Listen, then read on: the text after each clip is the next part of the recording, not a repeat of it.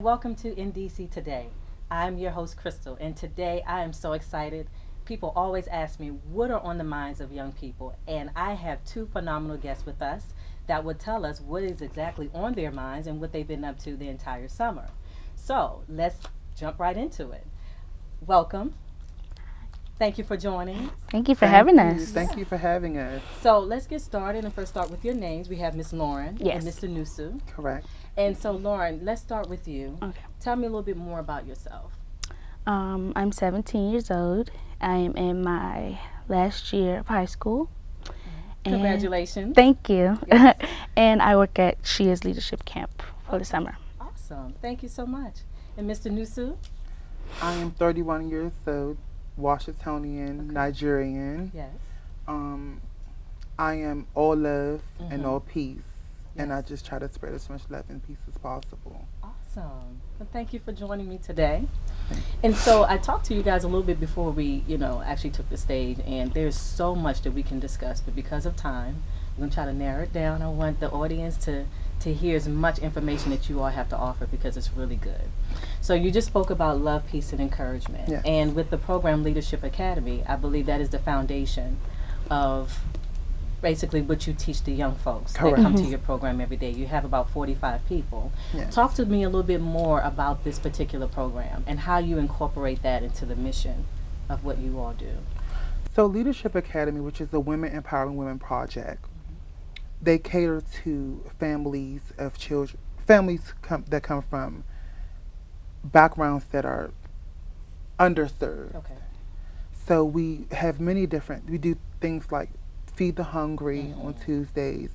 We try to build the character of the youth, teach them how to coexist in one another's atmospheres, teaching them proper communication, how to communicate with one another, how to build one another up, and effective communication. And we have the summer youth children there from the mayor's program there, Awesome. and we The SYEP program. the SYEP program, Okay. correct. Mhm. And we bring in people with life skills Okay. in different professions and try to, like photography was one of them. You mentioned that, right? Yes. Okay. And then I wanted to talk to you because I was also part of SYEP Okay. years ago. We would sign up, I think it was 500 C Street or 600 C Street, something like that. But I think now the system is so sophisticated, you can do it online. They have different sites throughout the city. Correct. This particular program, in addition to signing up to work and to gain additional skill sets, job training skills, your program is unique because, first of all, it's based at a church, Correct. and the director, which is Dr. Pearsall. Yes. She graduated from Howard School of Divinity. Yes. Okay. So talk to me a little bit more about how you integrate, and Lauren, I want to tag you, how you integrate spirituality into the normal day for the young people. So when we first come to camp, we start with breakfast. And so like before, you eat, you pray. So we try to, tell the kids hold hands. And so we can pray. And we also let the kids interact with that because we ask who wants to pray. Some of the kids will raise their hands like, I want to pray. Right. And so everybody hold hands and we let that person pray. Let that person Yeah. pray for. So each day you rotate to another Yeah. person, and whether it's a deep prayer or just a simple prayer of thanks. Yes. How involved is the church with the program? First of all, what's the name of the church?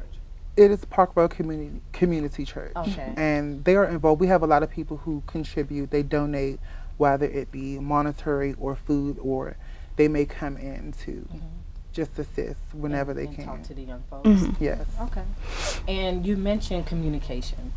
That is so huge. it is. I mean, you could talk about communication and social media all day, especially Correct. as it relates to young people. So, how do you all break down those barriers and working with the young folks to get them to reconnect with them amongst themselves, their age group, right? And with some of the adults. Well, I say adults, period, in the District of Columbia. Because I know you said you put a lot of emphasis on face-to-face time, Right. talking in person, holding hands, doing things as a group. So Right. talk a little bit more about communication. So we overhear how the children communicate with one another. And sometimes, like if it may be inappropriate, we'll stop everything and we'll do a pull-up. We'll get everyone together. We'll gather around the chalkboard and we'll speak about something about respect or proper communication or appropriate behavior. And we have a bowl, and we might toss the ball around and have them share, well, what is your definition of sisterhood and brotherhood, or how do you feel as though that you could better have responded this way or that way? Okay. And we've done it so much, we are really seeing the children actually moving forward. Soak it up and Yeah. just take it, you know. They are. In terms of, okay.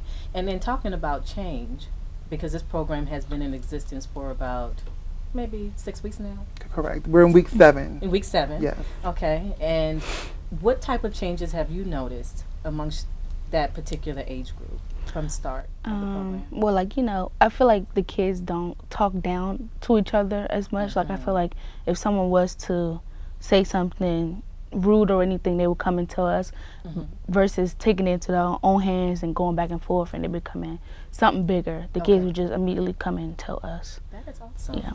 And what about conflict? Have you noticed a lot of conflict? Because with this program, you're bringing so many kids from across the city, all 8 wards, to this one location. Correct.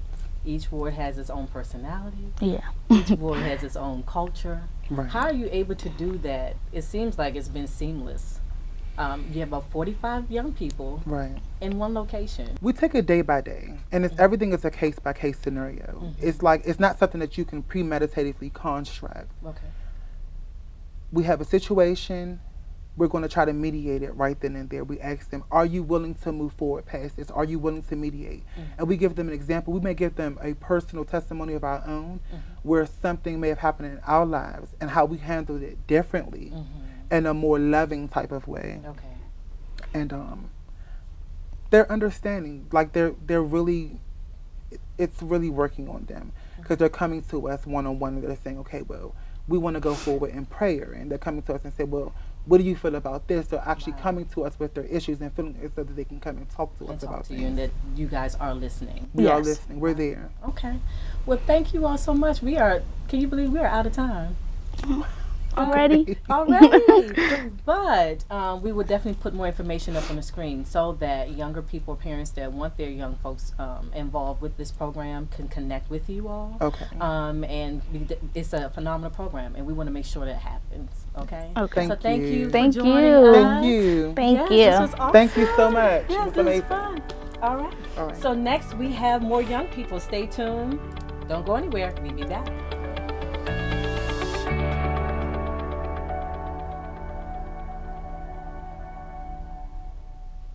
So I'm Arturo Evans, graduated from C. Chavez in 2013. Through the SYP program, I was blessed to be in this position I am today. I work at the Courtyard Marriott, and I believe this is something that you just can't walk into. You know, me walking in off the street trying to get this position is something is second to none. And I think SYP put me in this position and me just thriving from it is something that you gotta appreciate, and I will definitely always appreciate it moving forward. Welcome back to In DC Today. As promised, I have 2 amazing young men that are here with me, and we're going to talk about all things young people, and talk about employment, and talk about job skill training, right? So I have Mr. Travion here. Say hi. Hi. And I also have Mr. Saquon. Say hello. Hello. Yes. So thank you, gentlemen, for joining me today. And so let's jump right in. As I said, we're just comfortable, we're just talking, right? We're going to talk about a lot what we talked Yes, about ma'am. off camera. So tell me about your summer so far. How are things going? I mean, my summer, it been good, working with good staff, showing me how to maintain myself, how to get through a lot of things, and get over a lot of things fast. Okay. Don't look back in the past. Look at what you're trying to accomplish in your life, but not what you did accomplish. But you can always go to the next step. If that step ain't work, Okay. you can always go to the next step. Awesome. And what about you, Travion? How's the summer been for you? Good. Okay. What did you enjoy most about this summer? Work with the kids. Working with the kids. And you mentioned some other things that you do. You also work at Salvation Army, Yes. right? So what are some of the things that you do at Salvation Army? Being a team player. You said, say it again? Being a team player. OT, being a team player, and you mentioned that you love books, right? And you help out around the actual center, and you help to keep things organized for the other participants, right? Yes. Good. I wanted to talk to Saquon. You just spoke about leadership, and you talked about the staff there, that you really enjoy the staff at your program. Tell me more about them, because they seem to be mentors to you now. I mean, they're really talented to me. They're really talented to me. Okay. Like, they test you at some moments. Okay. Just to see how you'll react. Mm-hmm. And Is that good or bad?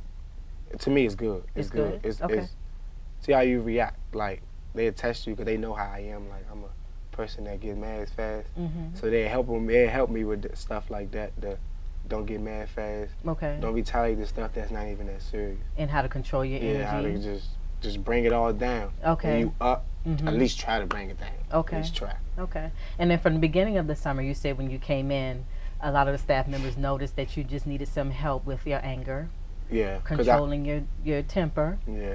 and you're calm right now. Yeah. So how did you get from that to where you are now? What are some of the ways that they taught you to keep calm?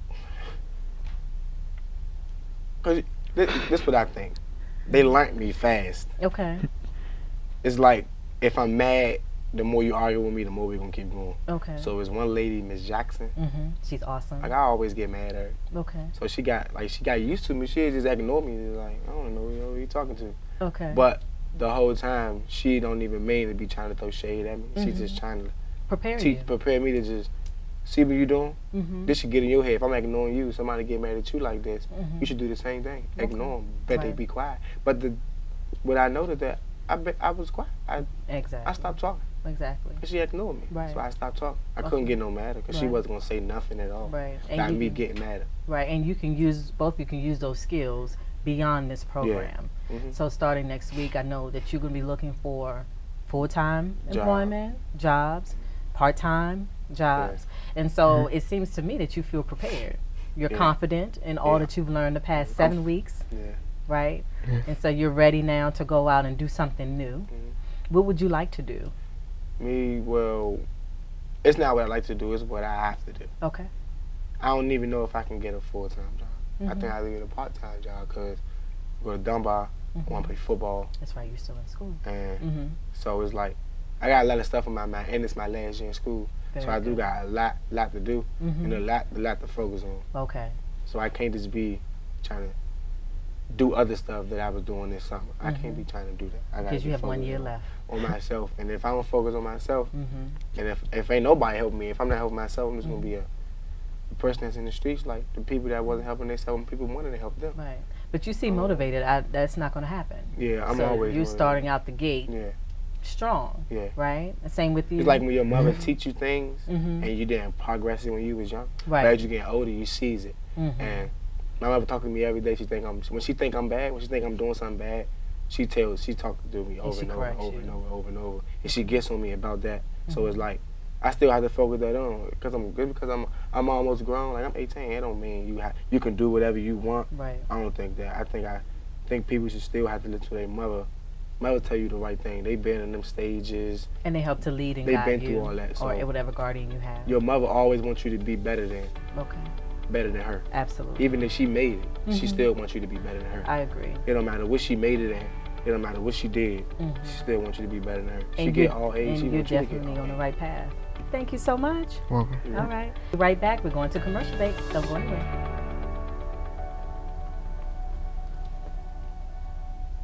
Because I was given a chance. to contribute my skills and talents. to show that my disability is only one part of who I am. Who I am. Who I am. At work, it's what people can do that matters. For more information, visit whatcanyoudocampaign.org. Hello, Director Donald. How are you? I'm well. Good. Thank you for taking time out of your schedule to talk with us. So I'm so excited about this segment, and the reason why, because all of the guests that we featured have been under the age of 40. Okay. And you also fall into that category. Absolutely, and I doing great do. things in the District of Columbia. So let's start with just, how has it been for you here at the Department of Employment Services far? I tell you, I love it. I mean, I think this is one of the, other than the mayor, this is probably the best job you can have in DC. Wow. You know, able to serve people. We're probably the most people serving agency in the district, and so to be able to lead the agency in the direction that we're going, I'm excited. Awesome. Now let's have an honest conversation. Okay. And usually when people think employment services, it's primarily jobs, and you have, I'm sure, so much pressure on you, but you handle it so well because you're doing great things, great wins for the city, right? Tell us about some of those accomplishments that you've, been able to confirm in the last, I guess, 2 years. Yeah, so, well, I would also say, I don't know if it's so much pressure, it's just a great opportunity. So every day we get up and we have the opportunity to serve somebody in a very different way than we have in the past. Right. And so over the last 2 years, our workforce system is so much different than it was before. When I took over, we were serving 8 youth in our out-of-school youth program. Now we're approaching 500. Oh, wow. You know, in addition to that, kind of reformed the Marion Barry Summer Youth Employment Program. You know, our mayor invested very heavily for our 22 to 24-year-olds. And so just this past year, we had about 49% of those who participated in SYEP as 22 to 24-year-olds find employment. Really? So that's a really big deal. 49%. 49%. In addition to that, you know, we added the Moss Scholarship, where we sent over 70 youth who didn't have an opportunity or would not have had an opportunity without financial support. They now are going to some of the best colleges and universities in the nation. Wow. So there are, I mean, so many wins. If you look at our unemployment rate, it's the lowest in almost recorded history in the district, definitely pre-recession levels. Our UI system, it was funny, we got a letter from USDOL that, you know, we are now performing at a level that has not happened since 2006. Wow. And explain UI for those unemployment insurance. Okay.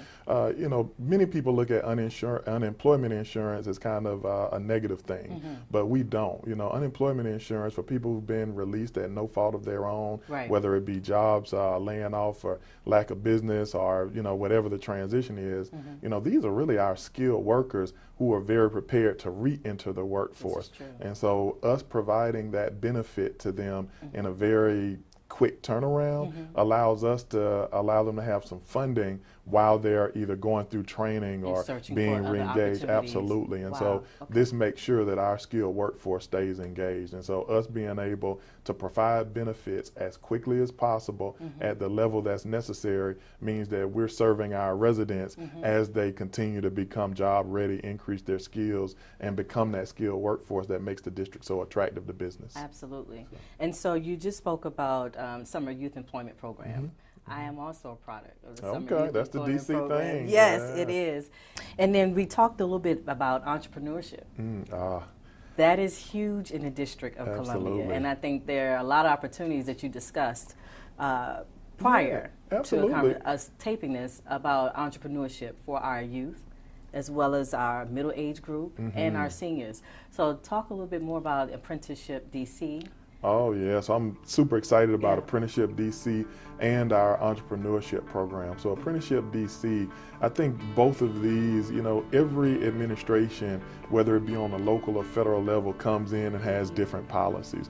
And I think we've kind of hit lightning in the bottle right now, where we have really invested in our youth entrepreneurship programs through grants and even small business programs that impact our youth who are either engaged in or have had engagement with law enforcement and things of that nature, and I just want to start their own business and use their unique talents to actually start a business. And so we've had some great success with that for youth and adults. I'd also say is, you know, this more business-friendly federal administration has come into effect. What we're also seeing is that there's an environment for entrepreneurs to really get involved. I think on the other piece, Apprenticeship DC, I'm super excited about that. Being a Southern guy, you know, I'm very used to, you know, a lot of apprenticeship activities and things of that nature, and DC has for a very long time led the nation in apprentices. It is the centerpiece for apprenticeship. And so what we've done is just really branded our apprenticeship programs where whether it be youth, adults, seniors, anybody you can think of can engage in the apprenticeship process, and our businesses have really kind of latched on to it. And we've actually, we've invested about $1 million in local funding to help, foster the apprenticeship program, and I think it's been, like I said, lightning in a bottle, because we are taking some of the advantages and disadvantages that come with change and making them into a big opportunity for our residents. And you mentioned that you can start, or you would suggest starting as early, maybe at 16 years old. Absolutely, absolutely. To look at some of those opportunities. Yes, ma'am. So, when you look at especially entrepreneurship, DCRA, which is, kind of manages the licensing and things of that nature, has some very flexible and unique opportunities to enter into business, and it's a streamlined process. And so what we've seen is that you look at our mayor's commitment to CBEs. Well, why not produce young CBEs? I'm sorry. So it's basically, and I'll just in layman's terms, is our minority, small business, etc. Everybody has a small business enterprise program, and the CBE program is the district's unique program. And so our CBE program has been a big focus of this administration, making sure that district businesses have an opportunity to grow and prosper. And so what we've said is, why can't our youth be a part of that? And so we've seen some early successes. Really, and I can't wait to probably share those stories. Oh, absolutely. The success stories. We want you to come back. We've got a lot of stories. Yeah, and so what are some of the changes that have occurred and what we can expect to see probably within the next 2 years or so as it pertains to your leadership? Well, so I'll tell you, you see some of those things happening now. I've heard all of the stories about the long lines of people having to stand outside for hours and hours to be able to register. We've now got an online registration piece. We have a conflict resolution center. In addition to that, we've really kind of changed the way we distribute the program and the employers that we engage. So how have you done that? So our high demand occupations are really the focus. So we are sending our youth to work sites like NASA or Pepco, or a variety of different areas that span everything from hospitality, with Marriott being one of our large partners, to WMATA, where we actually had one of my favorite youth, and they're all my favorites, but Sade White, who is a deaf participant.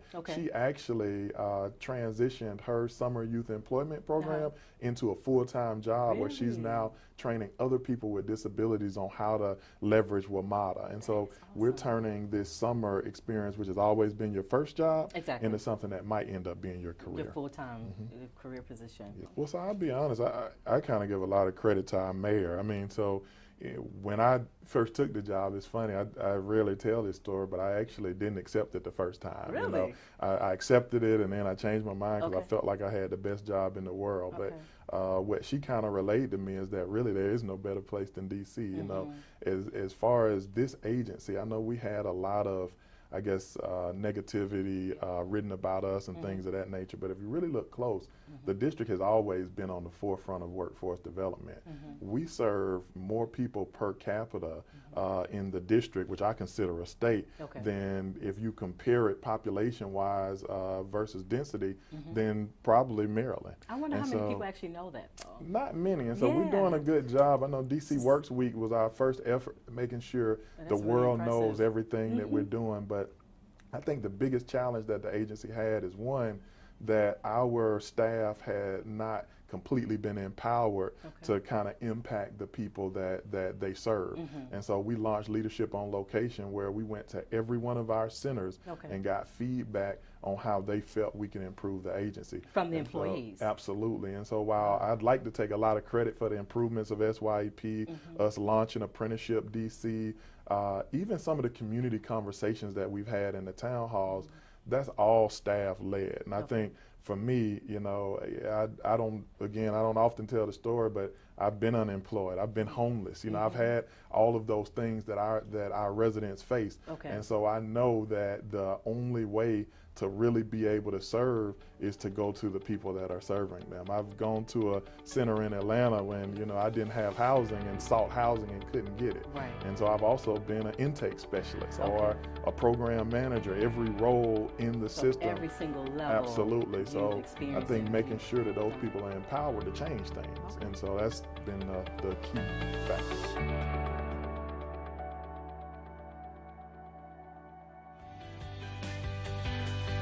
I came down today to complete the rest of my SYEP portal so I can have a job in the summer.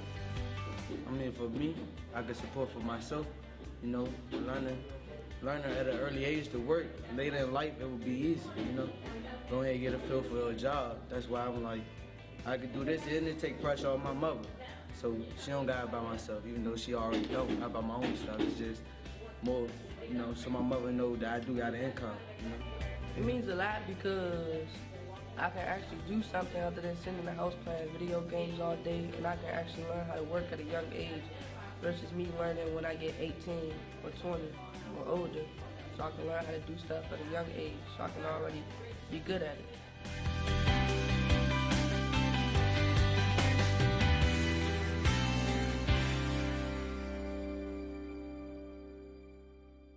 Hello, my name is Dahabina Suleiman, and SYEP has changed my life. The first time I worked with SYEP, I was a summer camp counselor.